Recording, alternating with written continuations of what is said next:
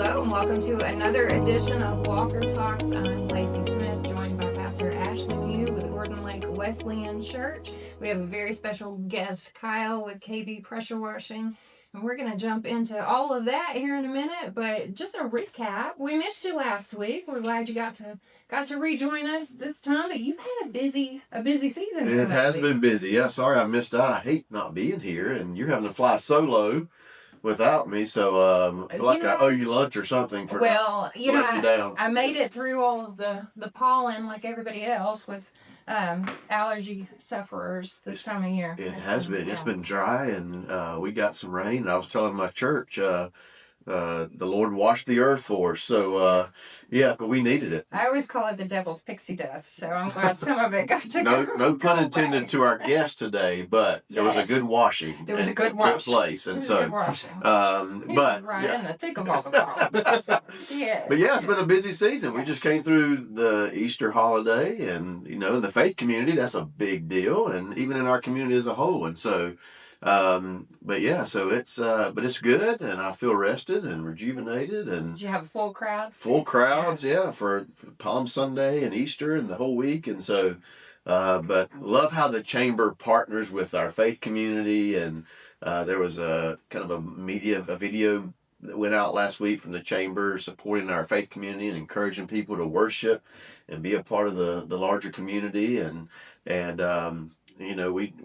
we see the chamber support businesses and organizations and schools, and the churches are right there in that. And so we appreciate that. I'll give a shout out for my local pastors. We appreciate all the chamber does to support and encourage what we're doing to help give people a better way of living here in Walker County. So. Well, we love highlighting all of our church members, our nonprofit partners, because they're part of our business community too. Mm-hmm. And I think we've talked about it on earlier podcasts, but you want all walks of life. You want people from all parts of your community, not just manufacturers, not just small business owners, not just, people from the school system, to really make well-rounded decisions for our business, and just do life together. It makes it fun when you get to, we have our leads meetings and we meet on a regular basis, but just to get to talk to people and not just find out about how they're doing in business, but also how they're doing in life too. Yep.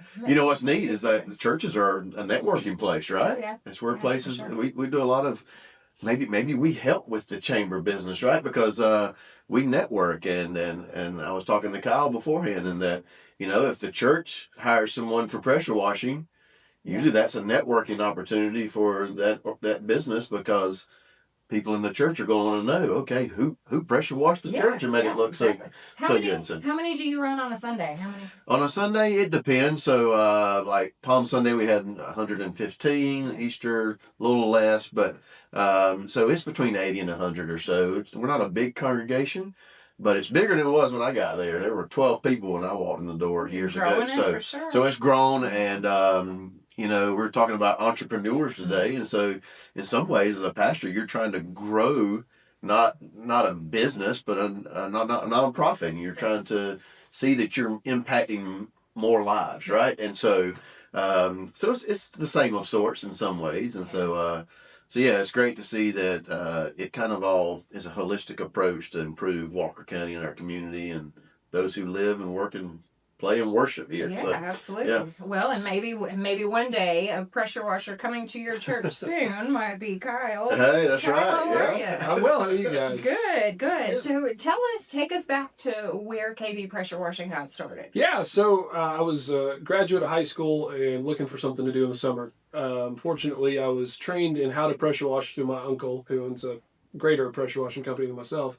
And he kind of taught me the ropes and kind of how to do just general pressure washing. He goes all over the Southeast. He travels all over the country. And so he taught me how to really get going. And so that summer I was just trying to make some money between high school and college. And that turned into going through college. I was just looking to make some money on the weekends, and it was a great way to just get by.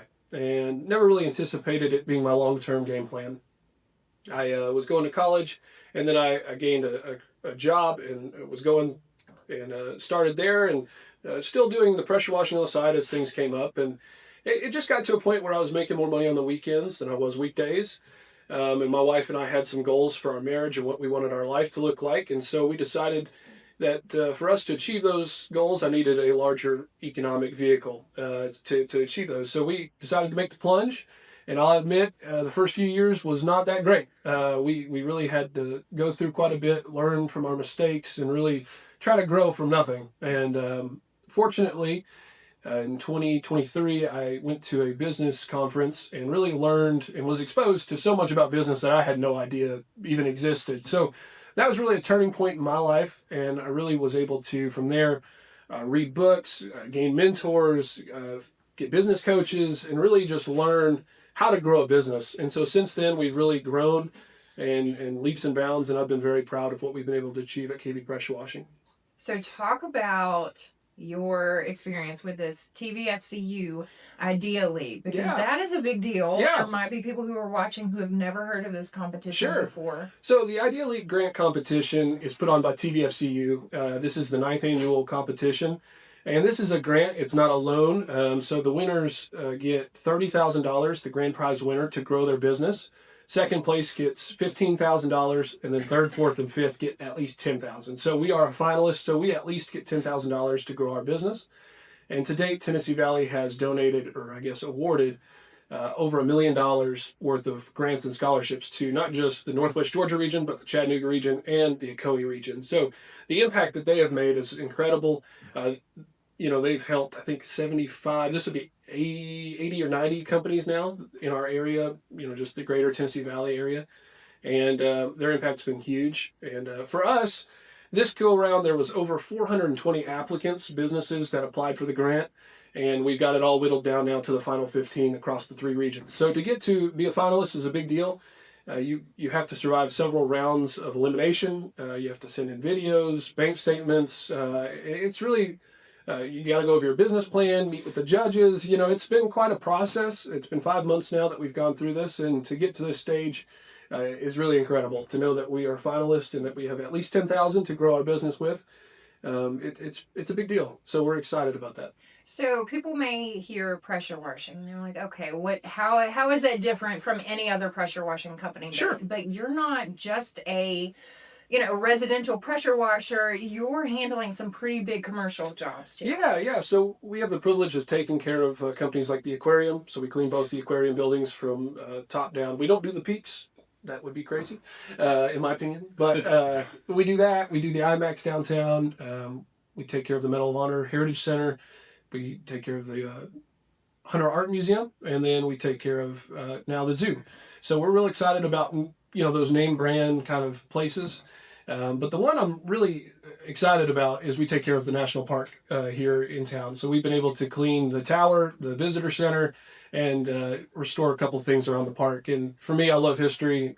I've grown up in this area, and I've always enjoyed going. I live just outside the battlefield now, so it's a sense of pride for me to take my kids and walk around and say, hey, Daddy cleans, our company cleans that and takes care of that. So it's pretty neat to have that opportunity. That is really a good place of pride. Yeah, no doubt about it that you play a part in that. That has to make you feel really good to know that your company's, they attract, 1 million visitors a year or something like that? And you're helping to make that experience better. That's really neat. Of course. And to preserve the history in our area, of course, that's a big part of our character as a community. Yeah. Knowing the sacrifices that were made on behalf of our country just right here in our backyard. For me, it's a big deal to preserve that, to honor their legacy and help preserve that. I've seen veterans come through and see what it means to them. Even though they didn't fight in that direct battle, they understand what sacrifice means, and they understand what it requires on behalf of our country. And so for them to be able to witness that, to go through that, it's huge to be able to play a small role in it, in preserving that for future generations. It's big. You have a pretty cool video on your website, too, showing you guys actually pressure washing the top of the tower. So you're lugging a pressure washer up. I've climbed those steps without anything. Yeah, that was a miserable day. I'll be honest. I think I went up and down the tower like 20-something times that day. Man. And it was... my legs, I couldn't walk for like 3 days. It was definitely leg day, for sure. Yeah, it was rough. And, but, fortunately, I didn't get stung by bees at the top. That's a big thing. It was a big hive up there. But yeah, it was fun. Wow. Yeah. Wow. Yeah. That's very cool. 20 times. I can't. Yeah. So you talked about, okay, there were 2 or 3 years where you were trying to find your way and figure it out, right? Yep. And then you went and were a part of a business So it's called, conference or something. the huge convention up in Nashville. Yeah. So something else came into your life. So being a part of the chamber and networking opportunities, and how has that played into your success over the last years of launching the business? So, of course, being a member and being a member just not only of the chamber, but of the community at large, for us, it's been huge to get to know our community and really know that we care for our community and our community cares for us. That's been huge in our success. And as we've gotten around and made relationships and built relationships over the last few years, it's been huge to know that we can count on the chamber to surround us with resources. That's a big part of growing a business, is really finding the people that have been there, done that can connect you with the right people, and the chamber is huge for that. Mm-hmm. So maybe setting you up here for a deep question. Fire away. We were talking before the camera came on about a young entrepreneur in the room behind the camera. Yeah. So what would you say to a young person looking to start a small business in Walker County? What kind of advice would you give that person based on your experience? Sure. I would say recognize that you don't know anything. I think that's huge. Finding people that know what they're doing and seeking them out has been huge for me. You don't know what you don't know. And there's a lot to running a business. And there's a reason why almost every business that starts will fail.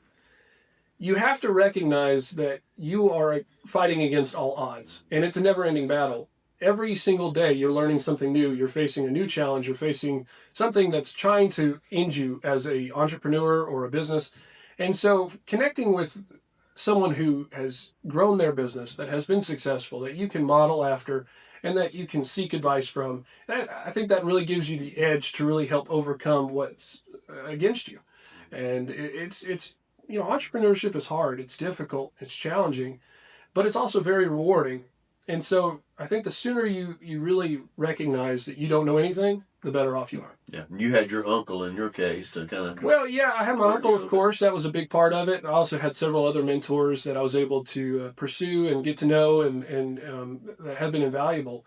And I think for me, one of the things that have been great is not just the pressure washing industry, but also learn from others that are throughout other industries, because there are general principles of business that some people are just excellent at.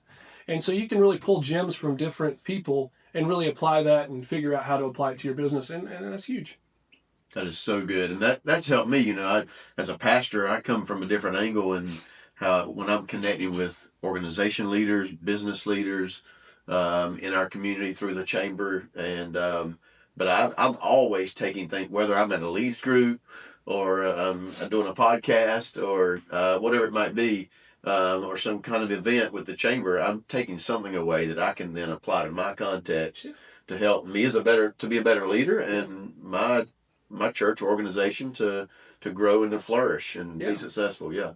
I think that's really the beautiful thing about entrepreneurship is, it's really a reflection of your life, of you. If you're at the helm, if you're the leader, your business is a direct reflection of you. So all your weaknesses, all your strengths, that's going to be the business's weaknesses and strengths. So really, the entrepreneurship climb is really a battle, not just in the business sense, but of an individual sense.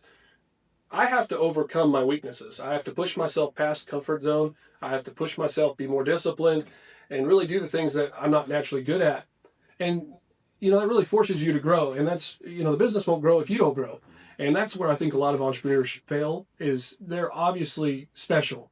To start a business, to do something, they're either really passionate or they're very, special in their ability to handle things. But if they don't push past that, they're going to fail. And so I think that's a big part of a lesson you have to learn early on as an entrepreneur, is to get past that comfort zone, to really push yourself. How do you balance running your business but also networking and getting out there and getting your name out? It's hard. I'll be honest. I've got a young family as well. So to balance all that, and I also mentor a few people, it's difficult. I think you have to be disciplined in how you spend your time. You can't make every event, unfortunately. There's just not enough meat to go around. But you do have to, again, entrepreneurship, you have to push yourself. I'm up early. I'm getting home late. I'm doing everything I can to really be successful, and we haven't made it yet. We still have a long way to go. But I know that those sacrifices, time sacrifices, are going to pay off in the long run. You know, knowing that I go to these events, networking events, meeting people, making relationships, that's how the business is going to grow. And ultimately, in the long run, earn me more freedom to spend with my family, to give back to the community, to really make more connections. And so that's what I'm doing now, is investing that time so later on I can reap the reward. I like how you said earlier that you and your wife kind of sat down and you decided what kind of life you wanted to build. And so you kind of built your business around that. And I think that's, so many entrepreneurs are called to whatever passion they have, but also because it gives them that flexibility to build what exactly it is they want their life to look like. Yeah, you have to be real intentional. I think a lot of entrepreneurs, they kind of get going in their passion and their excitement, and it eventually becomes the thing they hate. And unless you really are disciplined and you sit down and you're very intentional about how this is going to look, how you're going to grow, you'll end up, really hating it. And that's the sad thing. It's really, you see burnout across the board. I mean, entrepreneurship is no easy task. I think aside from marriage, it's one of the most difficult things a person can encounter or, decide to go on. And so you have to be real intentional about, what are your goals? Because a lot of times you just go into something and you have no idea what you're doing. And then you're like, what am I doing? And that's not where we wanted to be. Of course, I'm a big family person, so I wanted to spend time with my kids, be there for my kids, and of course, be there for my wife. That's a huge responsibility I feel like I have as a husband, and also be there for our church community. So, those things I felt were very valuable to me. And so crafting a business that I can do all those things and balance all those things was a big part of, the start of our journey. So excited to have you on, learn more about what is the next step exactly with TVFCU. I know we put out a post encouraging people to vote. That part's over now. Unfortunately, again, we've made the finals. So for us, the next step is we're going to film at Local 3 News, the live pitch competition, and it's going to be us and a room full of judges. And we're going to give our 5-minute pitch. So just imagine Shark Tank, you got 5 minutes to answer the questions they've got for you and give it your best shot as to what your business is, why you deserve the money, how it's going to help you grow. And they're going to decide who wins the $30,000. So that's going to be a huge moment for us. And then the Ocoee region shoots at the same time. But the Chattanooga, man, this is going to be tough. The Chattanooga region, they've got a live in front of a crowd at the Signal. So they attract for Entrepreneurship Week or Small Business Week, I can't remember, but they have hundreds of people there, and it's a big deal. And I don't know if I could do that as much. That'd be tough to be in front of that many people and to try to give it your best shot. But yeah. So one of the things you probably had to talk to them about in this, sharing your business plan and would maybe be future goals. You've already hit on the word goals a couple of times, and that's kind of what's driven you to get you where you are. So what's next for your business? Like what does a 5, 10, 20-year plan look like for you? Yeah, so I think starting with the end in mind is huge. So for me, I want to buy back as much of my time to spend with my family, to give back and to really have that freedom. However, you're not going to get there overnight. You can't. Yeah. Everyone wants that freedom, but no one's willing to make those sacrifices. So there are going to be a lot of sacrifices in the meantime. And so it's going to be, a grind to get there. But I do think as the team grows, as I can focus more on running the business and not just being the business, I think that's the next step, is to really grow that side of it where I can have more times to network and to make connections. So for us, growing the team, growing the fleet, we've got 1 truck now, 1 trailer, and we're hoping to, with the funds, purchase a nice box truck and have a 2nd truck going. And I think that'll be huge for our growth in the short 3 to 5 years. I'm hoping that eventually we get it to where it's running itself, kind of being more of a turnkey business, but I want to do it sustainably, and not just get there overnight. A lot of people just throw so much money at marketing and then they end up not being profitable. For us, I want to be profitable, and I want to make sure that the top line revenue isn't the sense of my pride or the source of my pride. It's really the bottom line that you want to look for. And so for me, if it's slowly and that foundation's right, building it right, I'm good with that. And so I think that's what I'm most excited about, is building a business that's sustainable in the long run, not just the short term. You see a lot of people just get into business and then they just try to grow it crazy and they end up broke. So I'm just focused on building it. It's great to hear. One break at a time. Yeah, it's great to hear you sharing that, and hopefully some of our younger people in the community are watching this at some point. And so because we live in a world of instant gratification and wanting absolutely. things now, and Yeah. especially when I've got a teenager and a couple of kids, and even my son in sports, like it should just happen. I should just wake up and be good at it. Yeah. And I'm like, you got to work, you got to grind, you got. Yeah. And so to hear you emphasize that is, hey, it's a slow roll here. It's a process. Yeah, that mentality I feel like is going to be one of the most deadly an entrepreneur can have. Is it's so prevalent in today's culture to see overnight success, and that never happens. To see it on social media, I think it might happen to a few, but it's the exception. It's not the rule. So I do believe that you have to be willing to sacrifice for 10 or so years. I mean, there's so much you learn.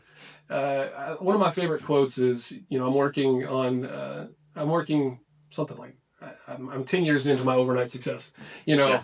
And it's so true because, you wake up one day and you realize you've made it, and obviously I haven't made it, but I know that that's what I'm working towards. And one day I'm going to look up and say, hey, we've accomplished the goals that we've set out for. And I know that our life is going to be successful. Mm-hmm. And that's what I'm working towards. And any entrepreneur out there trying to get going, I would say just be willing to make the sacrifices. Go door to door. Go work late. Push hard. Do whatever it takes to make it happen. No one's going to make it happen for you. You have to wake up and go and do it. And it's going to suck. I mean, it's going to be hard. But once you get through those initial, 2 or 3 years, you can come out the other side and people know your name, people are calling you back. You're starting to develop that reputation, and that takes time. You can't get that overnight. And once you get that going, then you can start to, push referrals. You can start to see the business kind of naturally start rolling. It takes a lot to get that ball going down the hill. Once you get it going, you can really start to enjoy the fruit of that labor, that initial investment of years of grinding. And that's where I'm at now, is I'm enjoying some of that ball, the momentum. That's a big thing in business is momentum. It's hard to get it going, but once it's going, it kind of starts to pick up steam as it goes. And that's where we're starting to see the fruit of those years I've poured into the business. I saw some glances behind the camera because we were talking before we started filming about going knocking on doors and putting in the hard work. So for sure. Oh, that's great advice. We should charge admission for that. Right. Yeah, that's good stuff. Okay. I'll tell you though, when I first got going, I was horrible at door knocking. I mean, I was really bad. I'll tell you a quick story. I went 2 weeks when I first got going. Horrible. And my uncle, he's like, what in the world is happening here? He's like, you should have something going by now. So he went out with me, and he just wanted to watch. So he saw me go up to the door. I knocked, and I gave my spiel, and I came back, and he's like, you are the worst door knocker I've ever heard. He said, your pitch was something like, please don't shoot me. If you open the door, I know you don't want pressure washing, but on the off chance you do, I'm not the guy for it. Find someone else. And he was like, you are the worst. And but again, it's where that was a weakness of mine, but I had to push, and I've gotten probably 100 times better at it. Now I can knock on any door and be fine with it. And I'm fine with people saying no. And I'm fine with, people saying yes. You got to push past that comfort zone. And that was uncomfortable for me. Be willing to get 20 no's for that one yes. Absolutely. Right? Yeah. And some did. Yeah. Go ahead. No, I was just going to say, we don't want to put you on the spot or anything, but we want to prepare you for your pitch. So give us your best 20, 30-second elevator speech. Oh, yikes. Well, KB Pressure Washing is a total commercial and residential pressure washing service. We pride ourselves in being community members. We have donated over $50,000 to our local community within the last 3 years worth of services. And that for us has been huge. And we specialize, like I said, in commercial, residential. So we do the biggest buildings around town, around our area, or the smallest residential. And so for us, we help you fall back in love with your home, your property, or your building. And for us, we help make the Tennessee Valley shine. So that's as clean as it gets, guys. Nice. That's it. I like Nailed it. He nailed it. Well, hopefully you will bring home the $30,000 prize. Well, I appreciate it. It'd be huge for us, and of course, it'd be huge for Walker County. I think highlighting the momentum that we've got going here, I think is huge, and I'm excited to represent our county, being the only small business from this county in the competition. I hope to help carry that momentum forward and be a good representation of what we got going here. Well, you've come on here today and offered some great advice for our community members and our members of the chamber. And so we want to give you an opportunity. How can people find you and your business? They can find us at kbpressurewashing.com, or they can find us on Facebook, Instagram. Just search KB Pressure Washing. You'll find us pretty easy. We're on all platforms. And yeah, well, if you ever want some good content, give us a follow. So pretty cool. Thank you, Kyle. Preacher man, always a pleasure. Hey, Thank you. yes. We always appreciate and enjoy having you. Makes you want to go start a business. I know. Well, you know, we actually have another episode this month, and we'll be talking about entrepreneurs. Again, hoping to get one of Walker County's favorite entrepreneurs on here next time around too. So yeah, Is that a hint? that is a hint. Okay. That is a hint. If you love good food, Hey, Well, you might be definitely. interested in I'll get it right if he's back. bringing some samples, I'm here. Back. So, Yeah. We can get some samples. Hey, if well, I'll make sure I won't miss the next one for sure. Well, if you do, you know what to call. You got a new host over here. Listen, I love it. I volunteer. love it. Well, if we have samples, we should make that an every episode thing. I think. I So, completely agree. Yeah. All right, guys. Well, until next time, tune in for another edition of Walker Talks.